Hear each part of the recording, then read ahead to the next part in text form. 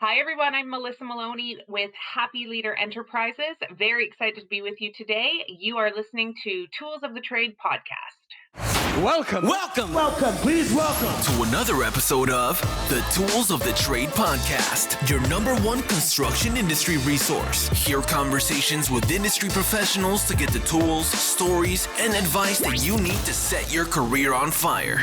You're now streaming the Tools of the Trade podcast. Hello, friends. Thank you so much for tuning into this week's episode of Tools of the Trade. I'm your host, Colin Toop, and usually it is my mission to interview construction professionals, but in this case, I have another COVID-19 related episode for you.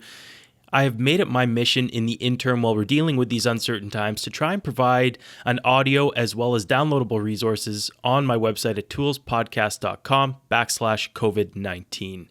And I hope that you guys are getting some value from what I have been releasing, that you're able to check and download some of those articles and resources from other organizations and companies that have been so kind as to leave that information for all of us to pull from. And in this episode, I speak with Melissa Maloney, who is not only the founder of Happy Leader Enterprises, but she is the Senior Divisional Manager of Operations for Good Life Fitness. And Melissa approached me after I made a post on LinkedIn, a call to action, if you will, looking for professionals that can speak to what's going on in these times. And with her business, Happy Leader Enterprises, she's a consultant for organizations, and she speaks specifically about leadership, emotional intelligence, mindset and motivation, productivity. And in this episode, we touch on all those things plus a lot more. And also we get into how she is spending her free time right now. I know that a lot of us have a bit more idle time because we're not having to commute to the office or to the gym, or we're trying to limit our interactions as much as possible. So that frees up a lot of time for us to think and reflect and become our best selves. So she dives into that and gets into all those details. It's a quick episode. It's about half an hour. So I hope that you are able to pull some good tools away and use it as a form of motivation and a bit of a guide to navigate what's going on with working from home and how you can show up to be your best self from the organization level, from the owner, operator, leader level, right down to the employee level. So again, all of this is available on toolspodcast.com/COVID-19. And let's get straight into this episode with Melissa Maloney of Happy Leader Enterprises. This podcast is another COVID podcast, and I'm excited to have Melissa Maloney on with me here at Tools of the Trade. Even though this is not going to be construction specific, and I'm sure I will throw my construction spin on various things as we get through the conversation, I think it's very timely for leaders right now to step into their roles and perform as leaders in this strange and uncertain time, because a lot of people are looking for leadership. So, Melissa, thank you so much for coming on the podcast. And I would just like you to start off by telling us exactly what Happy Leader Enterprises is and what you do over there as a consultant. For sure. Thanks. So Happy Leader Enterprises is a consulting company focusing on operational and sales strategy for the most part, and leadership development as well. We come at everything from a people first focus. So it really is from the philosophy that if we take better care of our people, they will better serve our customers, who will then better ensure that the company is successful and we have a great bottom line. So it really is about looking at operational strategy and process and how we can set people up for success, not only our staff, but also our customers, because when people know what to expect from a company, they like that predictability. So when people know what to expect, then they're more likely to keep coming back as customers and stay as employees. Amazing. So obviously, since COVID-19 and the pandemic has kind of swept across Canada and the US and all over the world, I'm sure that you've had quite a few interesting conversations with people. What are those conversations like? What kind of fears are people currently experiencing in your world from the conversations you've been having? Well, the irony is I talk about creating predictability, and right now we are dealing with probably the most unpredictable Yeah. situation we could possibly deal with. So the unknown, I think, is the biggest piece right now is how do you manage your people and how do you manage your business when it's changing every single day? And sort of that strategy management right now is so critical. Communication is huge right now, and people not wanting to say the wrong thing or do the wrong thing and not feeling like they know what the right thing is. So, really trying to create comfort and confidence in ambiguity, which is not one of the easiest things to do and not where a lot of people feel very comfortable. Right. So I guess a lot of people are kind of afraid or scared as to what could impact my business. What are my employees thinking? What do I need to do to ensure that everybody either stays here or stays productive or gets laid off and comes back safely? I'm sure there's a lot of conversations focused around that specific set of fears.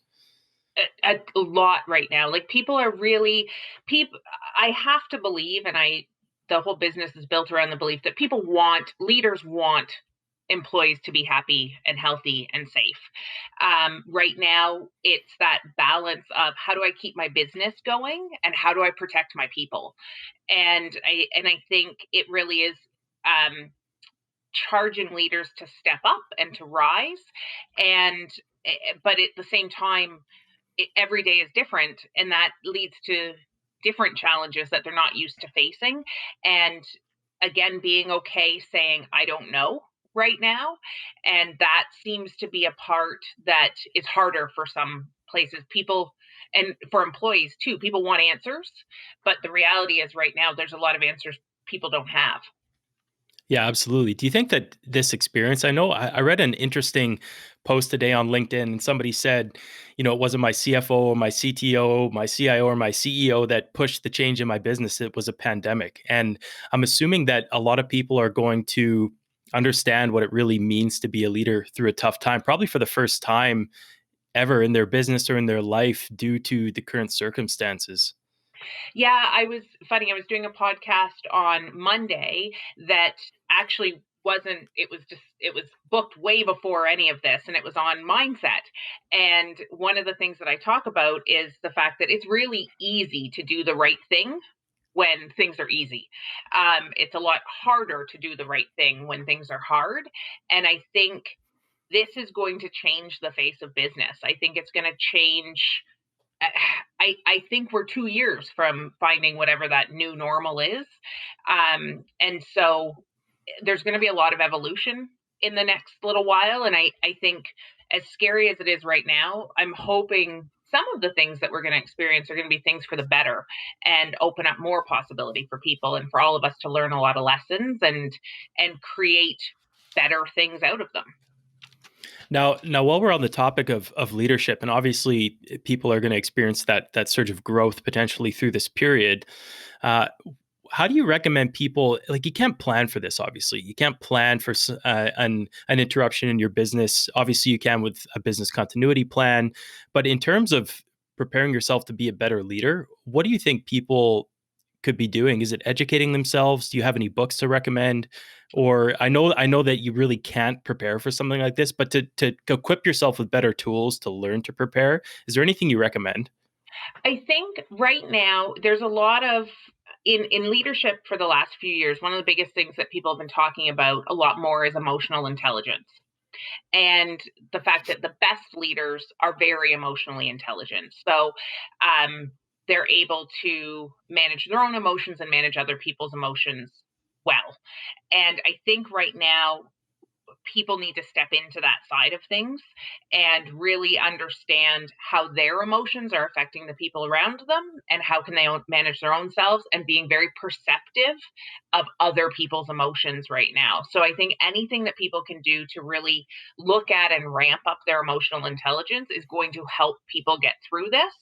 And there's so many emotional intelligence, it's such an easy thing to access, but there's an emotional intelligence 2.0 is one of the sort of big books that's out there. But even just Googling emotional intelligence, you'll be able to find a ton of resources on it. And so that's leading through managing emotion. Is that correct? Yeah. So ultimately, emotional intelligence, it breaks down into sort of four main sectors. So it's the ability to recognize your own, so it's self-awareness and then self-management, and then social awareness and social management. So it breaks sort of down into four sectors, depending on which philosophy of emotional intelligence or which thought leader you follow. Ultimately, there's dimensions in emotional intelligence. So things like empathy and assertiveness and happiness and optimism. And you if you were to be assessed, you would score on those. And people who score higher in times of stress still perform reasonably well in those areas. People who score lower in times of stress struggle in those areas. So if you're somebody who isn't very empathetic on a good day, right now your empathy is probably going to be really challenged. Versus if you're somebody who's really optimistic right now, you'll still be able to create a somewhat optimistic message for people. You'll still lead from a point of optimism. So it's about sort of understanding where your own challenges can come from and then using those to it's awareness, so recognizing it and in the messaging that you're putting out.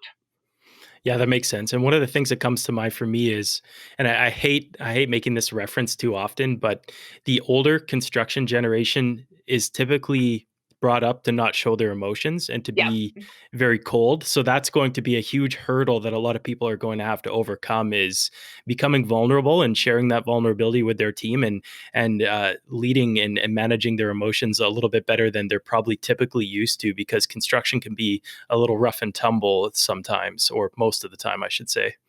Yeah, and I think that that's sort of the opportunity in this is the more that people can be human right now, I think the more that people are going to connect to that.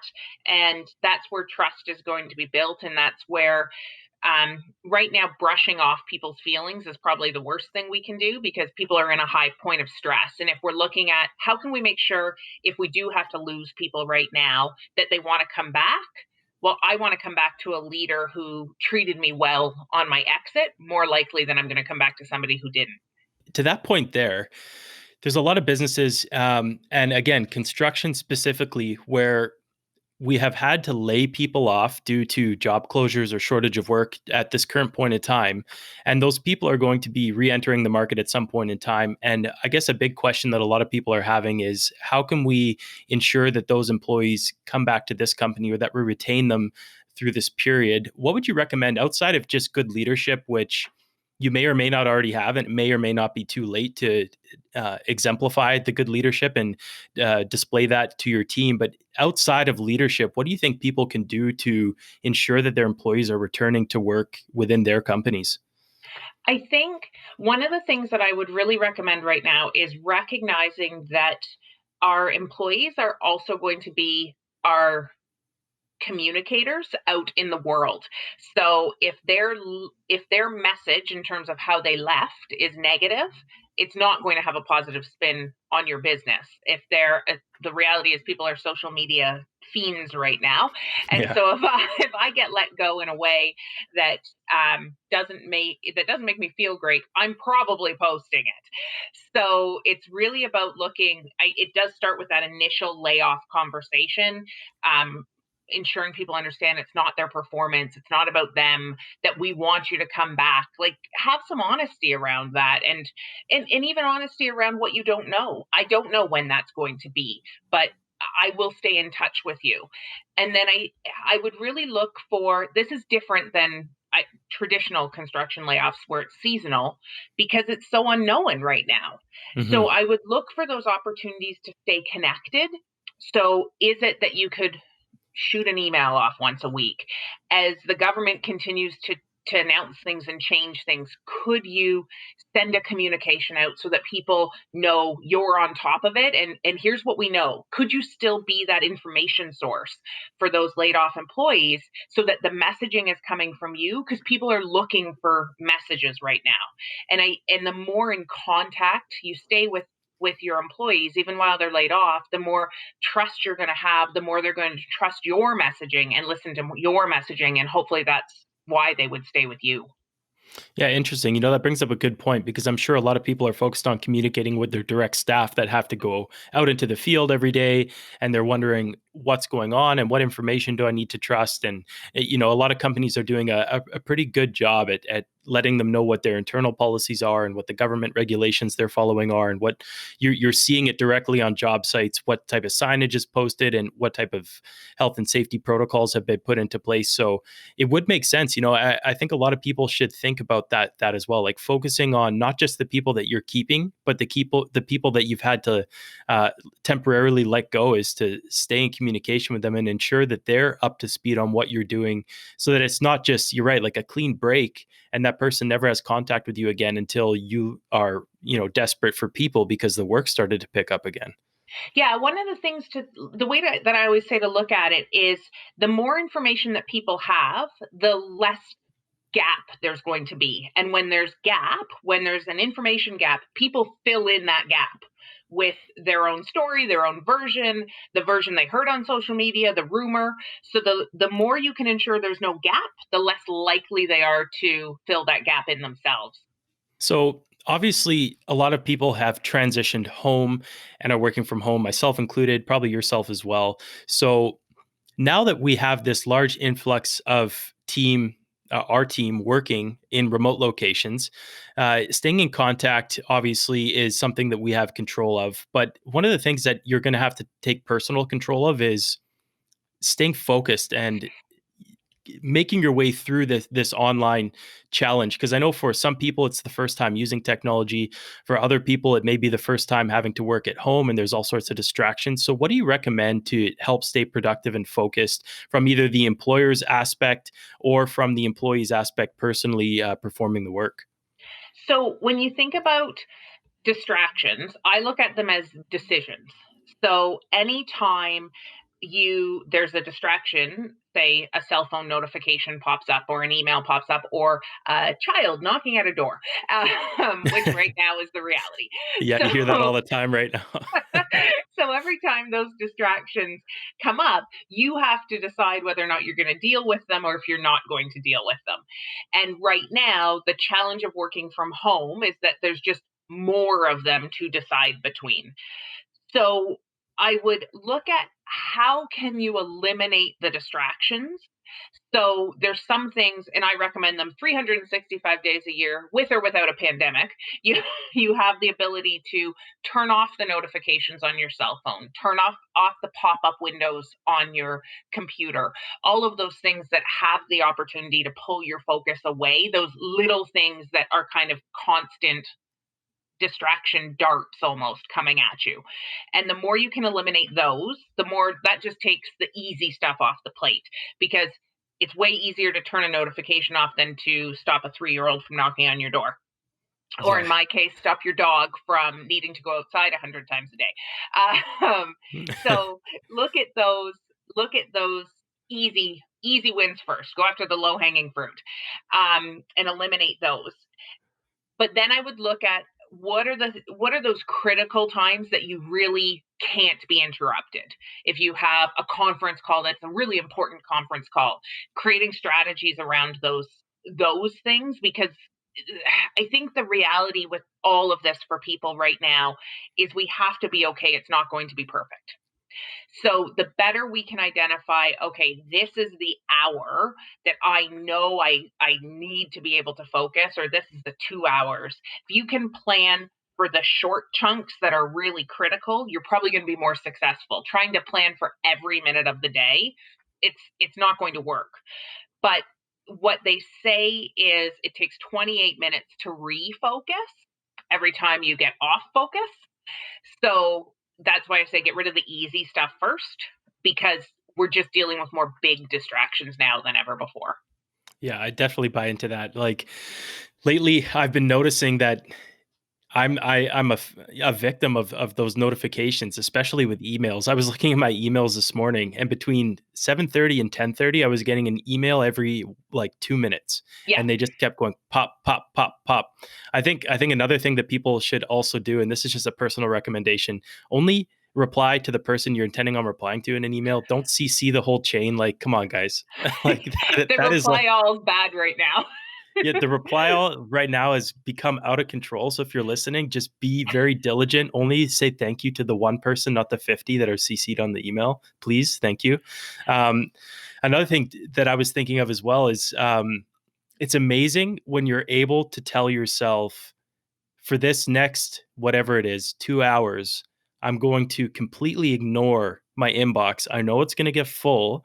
I know there's going to be stuff happening, but if it's very urgent, somebody will call me, and you can leave your phone on silent, but make sure that you can see it in case it rings. Turn off your notifications. And I had this epiphany kind of the other day where I did that. I had an important thing I had to get through. I said, the only way I'm going to do this is shutting everything down, and I got it done. And it wasn't as bad as I thought it would be, being disconnected for that short period of time. But I think a lot of people are used to being like just fully connected, plugged in all day long.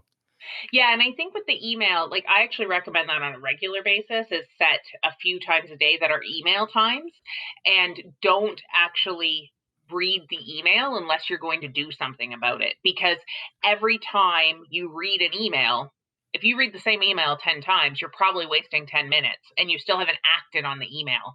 So the more that you can, if you're not actually going to act on the emails, there's no point in reading them right now. And I completely agree with you. If it's that important, somebody's going to call. I'd even say leave your ringer on because nobody calls anymore. So I know, right? it probably won't be interrupted.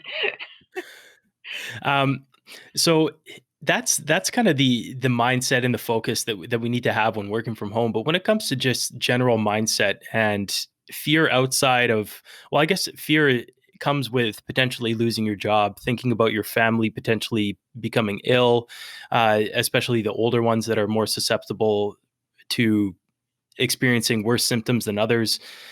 How can people manage their mindsets outside of the focus aspect, but just to, I guess it ties in with focus, but just managing that mindset so that they're not in a state of fear for a large portion of the day or the week or during this whole time? So I talk about using and maximizing your energy systems. So there's ultimately four energy sectors that make us up. So if you think about it, we're a giant body of energy. That's what we are. And so there's physical energy, there's spiritual energy, there's emotional energy, and there's mental energy. So those are sort of the four sectors. And typically, if we're not satisfying each of the four sectors, we're more likely to feel drained. We're more likely to feel unwell, like our batteries are empty. So if we can look at ways, we can't control the uncontrollable right now. So I suggest we flip it and control what we can control. So if we think of that physical energy sector, you have the opportunity to, especially right now, eat better because we're all at home. You have the opportunity to move every day. You have the opportunity to try and sleep more to make sure you're hydrated. One of the opportunities that I do think we have working from home more than working from the office is it's actually recommended to move every 90 minutes. And sometimes when you're in an office setting, you can't. But at home, you really truly could stand and jump up and down for a minute every 90 minutes and nobody would make fun of you because you're by yourself. So you could look silly and not worry about it when you're working from home. When you think about that emotional sector, it's about feeling satisfaction and joy. There's safety and trust is in there too, which right now is probably being challenged. So look at that satisfaction and joy and try and figure out, okay, how am I going to find joy today in my life? What's one thing I'm going to do to bring some joy to myself? The mental side of things is prioritization and focus.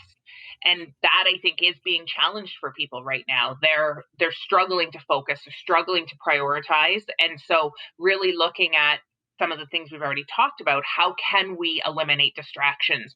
How can we identify every day what the most important things are and be okay letting the other things go? I think practicing the ability to let some stuff go right now is going to be good for all of us. And then the spiritual is that feeling important. I had a conversation with somebody today. They're in the steel industry, and so they've still been working because they're essential. And he said to me, it's really nice to be an essential service and actually know that what we're doing is essential, because they're helping some of the plants in Windsor retool to make medical supplies and to make ventilators. And so it's the joy that he's finding in his job right now is actually up because he feels like he's contributing. So if we can look for ways to feel like we're contributing right now, it's going to help keep us energized. It's going to help find those positives so that we can keep going, because we can't control the unknown right now. So we have to find some control in what we do know. To further build on that point, I was talking to another guy out in Vancouver who has a construction company, and he did a monthly toolbox talk with me, which isn't actually released yet. But his reframe was, for so many years, forever, construction has been looking for that recognition that we are essential, that we do mean something. We're not just the construction worker that comes into your house or is behind the fence on the job site.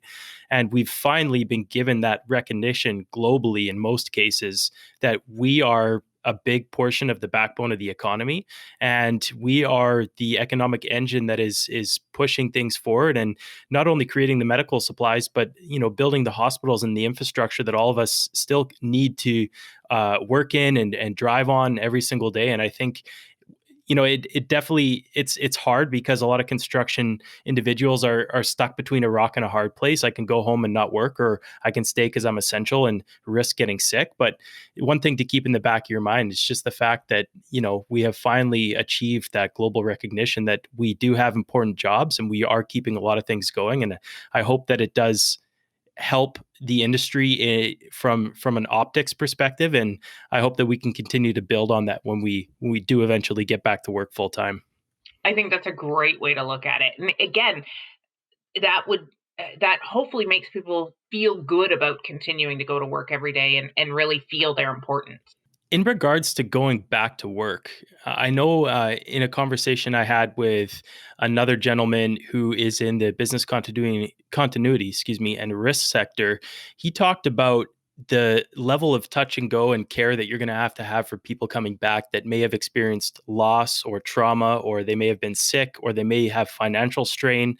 So how do you recommend, I guess, maybe using emotional intelligence or otherwise to remotivate your staff and help them deal with what they may potentially be facing internally when they return back to work? One of the leadership models that I've just actually recently, meaning within the last year, read that I absolutely love it's from a group called the Conscious Leadership Group.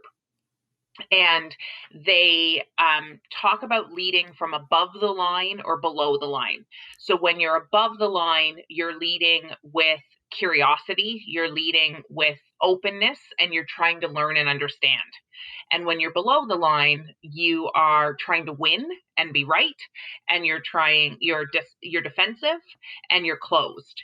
And I think as we all come back together and as we work through this, whatever this is going to look like over the next 6 months, I think we really have to be open and curious and trying to learn. And the reality is, when we are in a state of stress, we feel before we think. That's just naturally how the brain works. So feelings come first, rational thought comes second. And so I think we've got to recognize that. The other thing is it's natural instinct to go into safety mode to try and protect ourselves. And right now, there's a lot of people who feel at risk. And even when we come back to work, people are going to feel at risk. And when we are trying to protect ourselves, we naturally become selfish, for lack of a better word, because we care about, how do I keep myself safe? And when that happens, we tend to close off other people's perspectives and not look at things from another person's point of view. So I think the more that we can really try and be open and curious and look at things from other people's perspectives as leaders and as coworkers, what will come out of this is actually a different work environment where people are more connected and more considerate and more caring. And I think if we look at that as an opportunity because the reality is I think people will be more conscious of it with everything that's going on. So the more we can look at that, the better that's actually going to be for us. And as leaders, it's going to put us in a position where people are going to want to be a part of that team. Yeah, I think a lot of people are, I mean, me especially, like you realize just how much other people around you mean to you, how much your family means to you, how much everybody that you work beside means to you. And, we're all practicing social distancing and trying to maintain safety. And the common sign off of every single email and phone call is stay safe and stay healthy. And it's become a positive reframe. And I hope you're right. And I hope it does translate back into the workforce and it doesn't end up being something that kind of wears off over time, and that we can all take this as a good learning lesson and start to be more vulnerable in front of each other and just care about each other a lot more and stay more connected in a way that's not through an email or a text message, but personal connections, I think are very important, and something that a lot of us are finding as we hear kids screaming in the background and dogs barking and food clanking and people making coffee. Like you're kind of, although you're away from them, you're being injected into their life in a small way when you're on a conference call and you hear these things in the background, and it really humanizes the whole work process. And it's very interesting to see, and I'm actually enjoying seeing that happen and seeing what people's lives are really like and how they're dealing with it. It's an eye opener for sure. Yeah, I even think the fact that everybody's gone to such extent to do video conferencing, like we didn't have to. We could have just emailed, we could have just texted, but there's been such a push on no, let's make sure we still see each other. Let's do the video. And again, I'm hoping that that stays, because how much easier is communication when we can all just hop on a call and have a conversation and see each other and do that than 25 reply alls going back and forth in the email chain. It's faster, it's more effective, it's more efficient. So that would be such a great win if we all came out with communicating face to face and with words instead of via email. Yeah, well, if anybody is thinking of buying stock in Zoom or GoToMeeting or anything, now's probably a good time. So I wanted to know if there's anything else I left off the table that you've been experiencing that you think is important to highlight in this conversation right now that people may be dealing with, or organizations or otherwise, or even personally. Um, you know what? I think we've covered a lot when it comes to mindset. The other piece is again, I talked about it on the podcast on Monday, is in the growth mindset philosophy, there's something called the power of yet. And it's the ability to if you add the word yet to the end of a sentence, it creates potential and possibility. And so right now, again, in this time where we're doing lots of things and we're learning lots of things, that ability to believe it will get better is really important. So if we can, so let's say, you know what, the Zoom isn't working. To if we just get frustrated and say this isn't working, I can't do it, then we're going to shut down the possibility of ever getting there. Versus if we say, you know what, I'm not effectively using Zoom yet, it creates that possibility that, okay, I'm not there yet, but I will be. And the more that we can get people sort of using that power of yet right now, because again, we are all learning new things every single day. And it's easy if you have that fixed mindset to just say, it's not happening, I'm not figuring it out. Versus if we can really draw on that word yet right now and be okay with it and embrace it, we will keep going and we will keep trying and it will get better.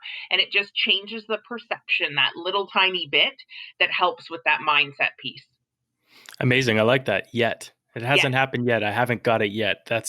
Yeah, for sure. I like that a lot. I've never thought of that. Amazing. Thank you for that. no problem. So, the last place I kind of wanted to end off was just what are you doing with your free time? I know a lot of people are spending it on Netflix, and I've heard a rumor that Europe has actually had to uh, call Netflix and ask them to downgrade their streaming resolution because they thought the internet would break. So there's so many crazy things going on, but I'd be curious, somebody like you that is very driven and focused on mindset, and you work for Good Life, which unfortunately right now isn't much of a business because we can't go to the gym, but you have your consulting company. So where are you spending your free time right now?